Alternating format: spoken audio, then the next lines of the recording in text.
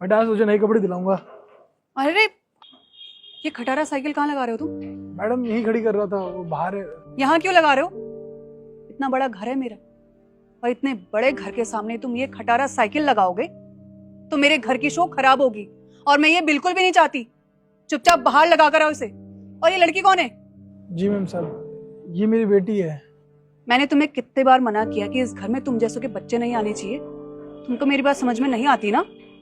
और इसको तुम यहाँ इसलिए लेकर आए हो ताकि तुम सिंपैथी गेन कर सको ना।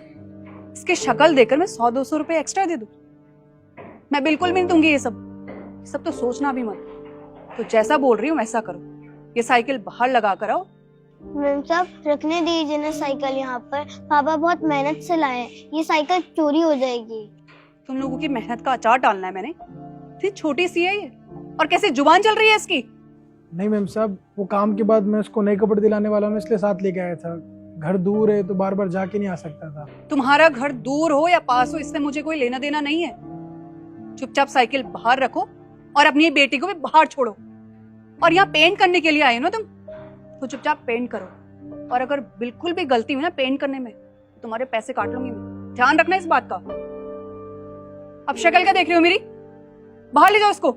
मैम इसी कोने में लगा दूंगा, कोई दिक्कत नहीं होगी। तुम्हें दिक्कत नहीं है, मुझे दिक्कत है। मैडम बाहर रखूंगा तो सच में चोरी हो जाएगी, इसमें ताला भी नहीं है। रखने दो ना, यहाँ पे 5-6 घंटे का काम है, कहाँ रखूंगा साइकिल। तुम्हारी ये खटारा साइकिल चोरी होती है तो ठेका लिया है मैंने इसका। तुम्हें पता भी मेरे इस घर में कितने मेहमान आते हैं। और अगर उन लोगों ने मेरे घर के आगे खटारा साइकिल देख ली तो क्या इमेज बन के रह जाएगी उनके सामने मेरी।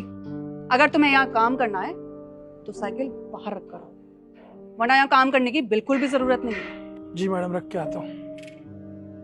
बेटा बाहर रखते हैं साइकिल ना। बेटा मैं अंदर काम करने जा रहा हूँ, साइकिल का ध्यान रखना और अपना ध्यान रखना। रख लेगी? ठीक है पापा मैं रख लूंगी। मेरा शाबाश बेटा, ध्यान रखना ठीक है। मैं थोड़ी देर में आता हूँ काम करके।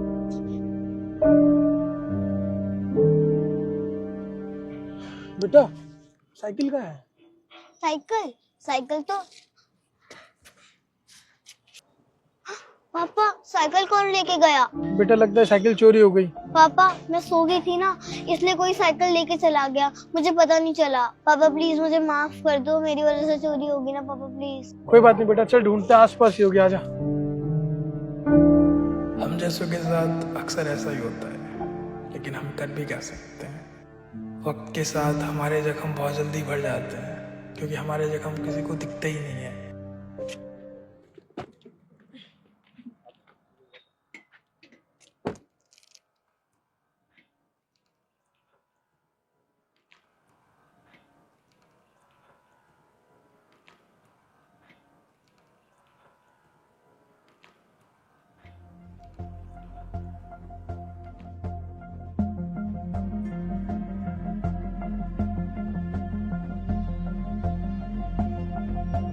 ये गाड़ी, ओह शिट, मेरी गाड़ी कहाँ चली गई?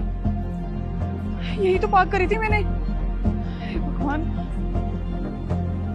ओए इधर आना।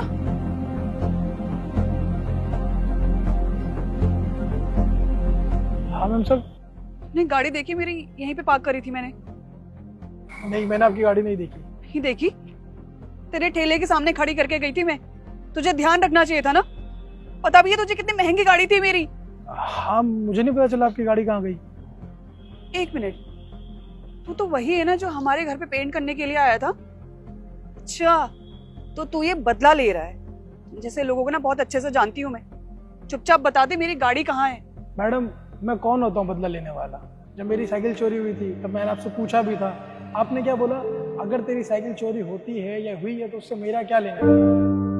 तुम्हारी ये खटारा साइकिल चोरी होती है, इससे मुझे कोई लेना देना नहीं है। गलती आपकी नहीं मैम साहब। वो कहते हैं ना, जैसी करनी वैसी भरनी।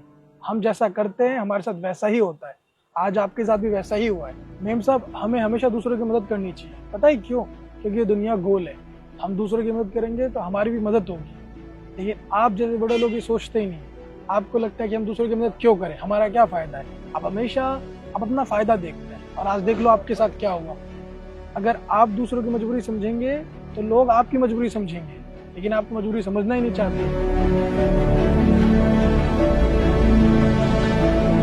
आप परेशान मत होइए, आपकी गाड़ी कहीं नहीं गई है, चोरी नहीं हुई है। नो पार्किंग वाले उठा के लेके चले गए। मैंने उनको रोकने की कोशिश की लेकिन वो पैसे मांग रहे थे, और हम जैसे के पास इतने पैसे नहीं होते हैं। आप इस नंबर पे कॉल कर लो, आपको आपकी गाड़ी मिल जाएगी। आपको एक सबक मिला है, और कभी भी जैसा व्यवहार आपने मेरे साथ किया था वैसा किसी और के साथ मत करना। धन्यवाद।